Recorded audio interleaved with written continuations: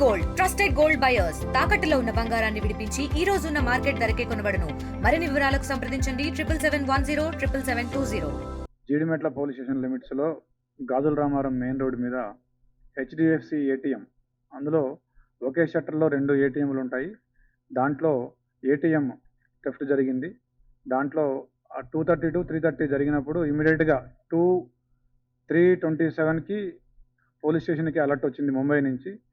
3:35కి local SI, patrol car and night round officer SHO Jagadgirigutta ఇమీడియట్గా ఆ ATM దగ్గరికి రీచ్ అయ్యి పరిశీలించగా అప్పుడే జస్ట్ ఒక 10 minutes ముందే, అంటే ఇంకా వేడిగా పొగలొస్తూ ఉండడం ఆ ఏటీఎం, అది చూసి ఒక 10 నిమిషాల ముందే ఆ ఏటీఎం థెఫ్ట్ అయిందని గ్రహించి ఎవరైతే అఫెండర్స్ ఉన్నారో వాళ్ళ కోసం వెతకడం స్టార్ట్ చేసినారు మా టీము. మేము లోపలికి వెళ్ళి చూడగా మాకు అర్థమైంది ఏంటంటే గ్యాస్ కట్టర్స్ తోటి సిలిండర్ వాడి, ఆక్సిజన్ సిలిండర్ వాడి గ్యాస్ కట్టర్స్ తోటి ఈ ఏటీఎం థెఫ్ట్ చేసినారని అర్థమైంది. అయితే మామూలుగా ఈ ఏటీఎంస్ కానీ బ్యాంక్స్ కానీ ఎవరైనా అటెంప్ట్ చేసినప్పుడు ఈ సెన్సార్స్ తోటి అలారం వచ్చే అవకాశం ఉంటుంది. వీళ్ళకి ఏటీఎం థెఫ్ట్లో ఎక్స్పీరియన్స్ ఉండడం వల్ల ఆ సెన్సార్ రాకుండా ఎగ్జాక్ట్గా ఎక్కడ కట్ చేస్తే సెన్సార్ పని చేయకుండా ఉంటుందో, అలర్ట్ రాకుండా ఉంటుందో అక్కడే కట్ చేసి ఆ డబ్బుని తీసుకొని పోవడం జరిగింది. దానికోసం మాకు అప్పటికి డబ్బు ఎంత అనేది తెలియదు. ఎందుకంటే బ్యాంక్ వాళ్ళు చెప్పింది ఏంటంటే మేము 9:30, 10 o'clockకి బ్యాంక్ ఓపెన్ అయిన తర్వాత లెక్క చూసుకొని చెప్తున్నారు. తర్వాత నెక్స్ట్ డే మార్నింగ్ 10 o'clockకి మాకు బ్యాంక్ వాళ్ళు చెప్పిన లెక్క ఏంటంటే 34,71,000 క్యాష్ లాస్ట్ అయిందని చెప్పినారు. తర్వాత మేము ఒక 7 teams ఫామ్ చేసి దాంట్లో ఆ టీమ్స్లో DI Jeedimetla, DI Balanagar, inspector CCS, inspector Pavan and Dalinaidu of CCS and Kanakaiah and Nagireddy of Jeedimetla and Balanagar, వీళ్ళ ఆధ్వర్యంలో ఒక 7 టీములు ఏర్పాటు చేశాము. ఈ 7 టీములు కూడా ఈ సాంకేతిక ఆధారాలన్నీ విశ్లేషించి, సీసీ కెమెరాలు కావచ్చు, సెల్ ఫోన్స్ కావచ్చు, అన్ని రకాల సాంకేతిక ఆధారాలను విశ్లేషించి మేము ఒక నిర్ధారణకు వచ్చాము. ఈ అఫెండర్సు హర్యానాకు చెందిన వాళ్ళు, మేవాట్ ఏరియాకి చెందిన వాళ్ళని నిర్ధారణకు రావడం జరిగింది.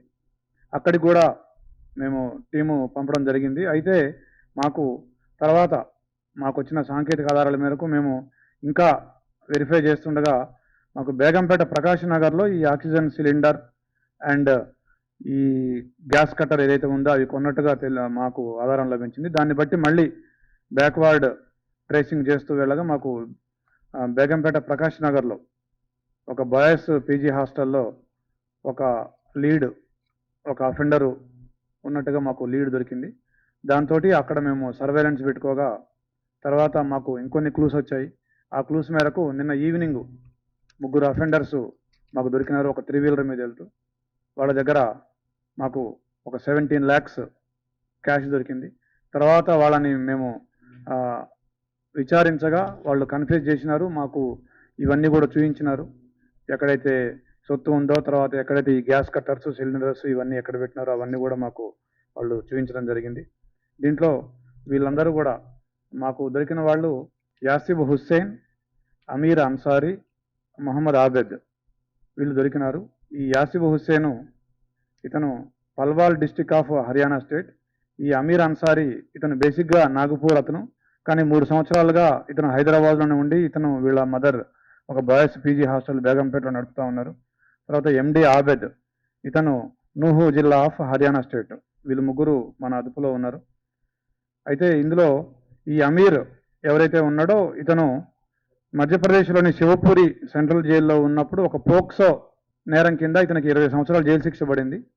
ఆ జైల్లో ఉన్నప్పుడు ఇతనికి ఈ అఫెండర్స్ ఎవరైతే ఉన్నారో వాళ్ళు పరిచయం అయ్యారు. తర్వాత ఇతను జైల్లోంచి బయటకు వచ్చాక వాళ్ళు కూడా ఇదే ఏటీఎం థెఫ్ట్ కేసులో, ఇట్లాంటి ఏటీఎం థెఫ్ట్ కేసులోనే జైల్లో ఉండి 7 సంవత్సరాలు జైలు శిక్ష అనుభవిస్తూ తర్వాత వీళ్ళు కూడా ఇతని తర్వాత బయటకు వచ్చినారు.